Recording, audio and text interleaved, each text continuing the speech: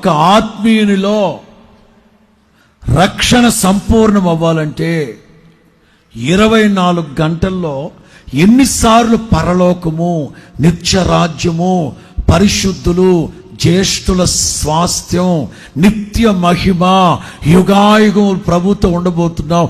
24 గంటల్లో ఎన్నిసార్లు తలంచుతున్నావు?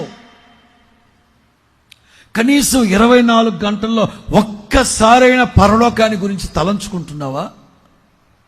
నిత్య మహిమను గురించి తలంచుకుంటున్నావా? నిత్య మహిమలో ప్రభుతో యుగములు ఉండబోతున్నావు. ఆకలి దప్పులు లేని రాజ్యం, సువర్ణ వీధులు కలిగిన రాజ్యం, ప్రభు గొర్రెపిల్లయ్య దీపకాంతిగా కలిగిన స్ఫటికము వంటి ఆ రాజ్యం తలంచుతున్నావా?